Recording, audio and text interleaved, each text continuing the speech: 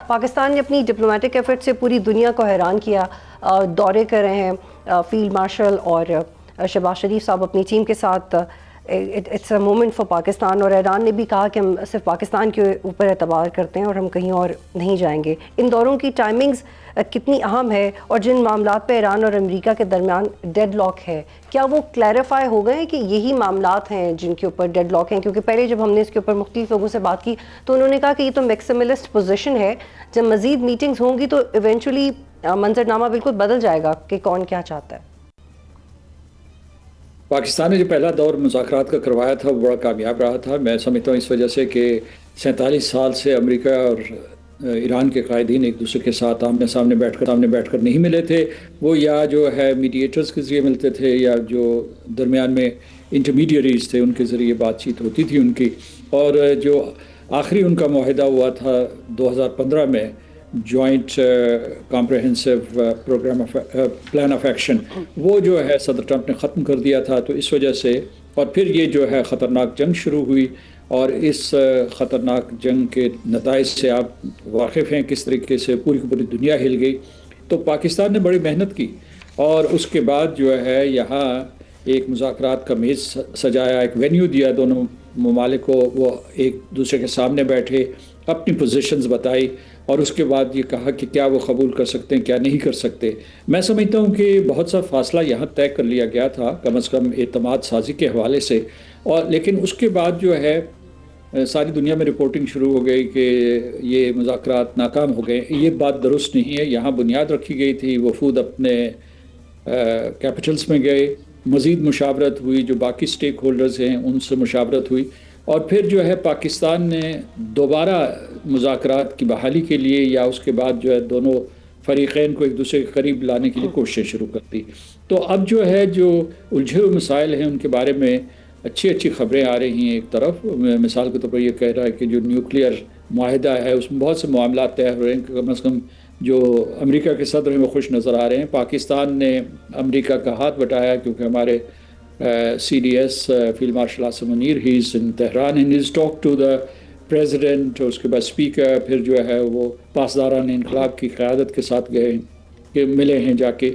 تو اس سے یعنی وہاں بھی وہ تمام سٹیک ہولڈرز کو آن بورڈ لے رہے ہیں. امریکہ میں صدر ٹرمپ جو ہے وہ کہہ رہے ہیں کہ یہ مذاکرات ممکن ہیں دوبارہ سے، جو فائنل مذاکرات ممکن ہیں پاکستان میں ہوں گے. پاکستان کی انہوں نے بے تحاشا تعریف کی ہے. ٹھیک ہے مسعود صاحب، تھوڑا سا آگے بڑھتے ہیں ان نکات کے اوپر جو پروبیبلی ڈسکس ہو سکتے ہیں. آپ نے خود U S lead nuclear security summit میں پاکستان کی نمائندگی کی ہے. آپ کو کیا لگتا ہے کہ ایران اس یورینیم انرچمنٹ کے معاملے میں کتنی فلیکسیبلٹی شو کر سکتا ہے؟ کیا یہ ہو سکتا ہے کہ ایران یہ جسٹیفائی کرنے میں کامیاب ہو جائے کہ ہم تو ہیلدی میٹرز میں کے لیے استعمال کریں گے، سائنس میں استعمال کریں گے، میڈیکل یا الیکٹریسٹی واٹ ایور آپ کی پازیٹیو یوز آف نیوکلیئر انرچمنٹ، تو یہ کیا کانفیڈنس میں لے پائے گا ایران؟ دیکھیں، اس میں اسرائیل کا پیرانویا ہے. اس کا یہ خیال ہے کہ ان کو اگر معمولی سی بھی استعداد دی گئی تو اس کے بعد یہ دوبارہ سے انرچ کر دیں گے. لہٰذا وہ اعتماد نہیں کر رہا ایران کی جو کمٹمنٹس ہیں اس کے اوپر، تو وہ نہیں کر رہا، تو اس لیے امریکہ بھی نہیں کر رہا. کیونکہ یوں سمجھیے کہ امریکہ اور ایران کی گفتگو ہو رہی، لیکن پس پردہ جو اہم ترین کردار ہے امریکہ کی طرف سے وہ اسرائیل ہے.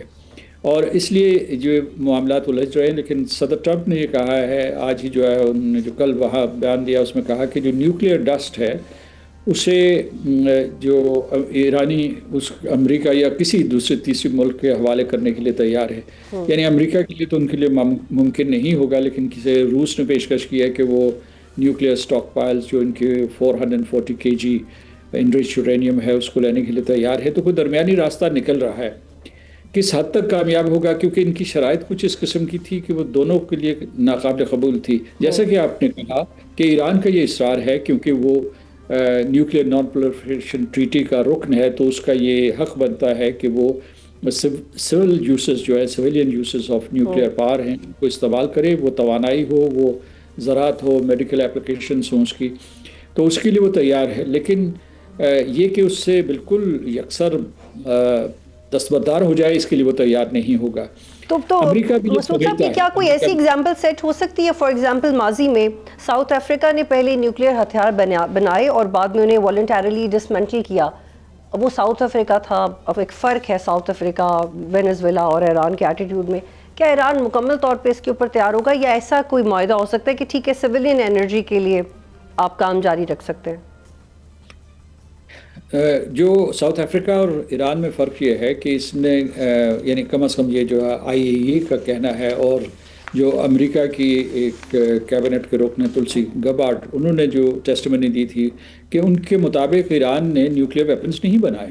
اس نے صرف افسودگی 60% تک کی ہے، اور افسودگی 60% ہو تو آپ اسلحہ بنا سکتے ہیں.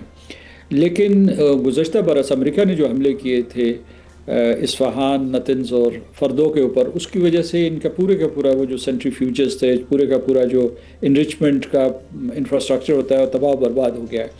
اور لوگ یہ کہہ رہے ہیں کہ گزشتہ برس سے اب تک، یعنی جون سے اب تک جو ہے، جو 12 روزہ جنگ سے اس سے اب تک جو ہے ایران نے کسی قسم کی کوئی افسودگی نہیں کی. اب مسئلہ صرف یہ ہے کہ جو اس وقت تباہ شدہ تنصیبات تھی، اس کے پیچھے نیچے کوئی ملبہ دبا ہوا ہے، اس میں شاید محفوظ ہوں جو انرچ یورینیم ہے. تو ظاہر ہے کہ ایران جو ہے وہ کوئی مطلب اسے ڈسارم نہیں کیا جا رہا، کہ اسے ڈی ویپنائز نہیں کیا جا رہا، کیونکہ اس نے ویپن بنائے ہی نہیں. یہ مواد کی بات ہے، اور مواد جو ہے وہ ایک الگ مسئلہ ہے. اور دوسرا یہ ہے کہ ایران کی مستقبل میں استعداد، صلاحیت یا اس کا استحقاق کیا ہے. تو اس کے بارے میں صرف یہ کہا جا سکتا ہے کہ یہ اگر ان میں کوئی درمیانی نقطہ نکل آئے کہ یہ امریکہ اصرار کر رہا ہے کہ ہمیشہ کے لیے انڈیفینیٹلی ایران کو اس حق سے محروم کر دیا جائے. ایران یہ کہتا ہے کہ وہ 5 سال تک ماننے کے لیے تیار ہے.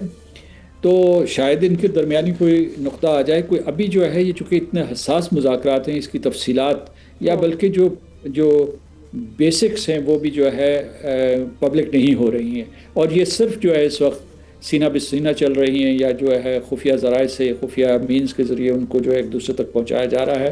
مسعود صاحب ایک اور زاویہ اس پہ بھی بتائیے گا کہ اسٹریٹ آف ہارمز کو جو ویپنائز کیا ہے، ایک اسٹریٹجک ایسٹ بن گیا اب ایران کا، اور یہ اسی جنگ میں ہوا. اس سے پہلے ایران نے یہ کیا بھی نہیں ہے، اور ایران کو ریئلائزیشن بھی نہیں تھی شاید کہ وہ اتنا کامیاب اسٹریٹجک ویپن بن کے ایران کے لیے سامنے آئے گا. ابھی ایران کیوں اس کے اوپر بیک فٹ پہ جائے گا؟ کیوں وہ کوئی ایسی ڈیل کرے گا جس میں ایران کے علاوہ دوسرے پارٹنرز بھی شامل ہوں، یا کوئی انٹرنیشنل گارنٹی اگر ایران مانگے تو مل سکتی ہے؟ امریکہ کے لیے حیرت کی بات نہیں ہونی چاہیے تھی. گزشتہ برس جب جنگ ہوئی تھی تو اس کے آخری مراحل میں ایران نے یہ دھمکی دی تھی کہ اگر آپ یہ جنگ مزید جاری رکھیں گے تو وہ آبنائے ہرمز کو بند کر دے گا. اس مرتبہ جو ہے اس کے بعد جو ہے جنگ ختم ہو گئی تھی، امریکہ واپس چلا گیا. پھر یہ جو اسرائیل جو ہے اس نے بھی جنگ بند کر دی تھی. اس مرتبہ بھی اس نے جنگ سے پہلے یہ دھمکی دی تھی، جب ان کے مذاکرات ہو رہے تھے، وہ قیاس آرائی کر رہے تھے فروری کے مہینے میں. تو انہوں نے کہا تھا کہ اگر اس مرتبہ دوبارہ حملہ کیا گیا ان مذاکرات کی آڑ میں تو وہ آبنائے ہرمز بند کر دیں گے. انہوں نے آبنائے ہرمز بند کی. وہ ان کا یہ ہماری ساورن ٹیریٹری ہے، اور یہاں سے جہاز جو آئل ٹینکرز اور جہاز کارگو شپس ہیں وہ نہیں گزر سکتے. آپ نے صحیح کہا کہ اس نے اسے ویپنائز کیا، اور اس کی وجہ یہ تھی کہ ایران کی اور جو امریکہ کی یا اسرائیل کی بھی ایسیمیٹرک پاور بیلنس تھا. یعنی امریکہ کی جو ملٹری ہے وہ یا آرمڈ فورسز ہیں، they are the strongest in the world, اور اسرائیل جو ہے وہ ریجنلی جو ہے ایک قسم کا مضبوط ترین ملک سمجھا جاتا ہے. تو اس کے باوجود ایران نے مقابلہ کیا، لیکن انہوں نے پھر جو ہے ایک قسم کا، جہاں امریکہ 2 ٹولز استعمال کر رہا تھا کہ ایک ملٹری کوئرشن اور دوسرا اکنامک کوئرشن کر رہے تھے، تو اس نے بھی دونوں ٹولز استعمال کیے. ایک جو ہے دفاع کا کیا، اور دوسرے اس نے اکنامک ویپنائزیشن کی، یعنی اسٹریٹ آف ہرمز کی، جیسے کہ آپ نے کہا. تو اس سے یہ ہوا کہ سارے دنیا کا نظام ہل گیا. سبسکرائب کریں اور بیل دبائیں تاکہ کوئی خبر رہ نہ جائے.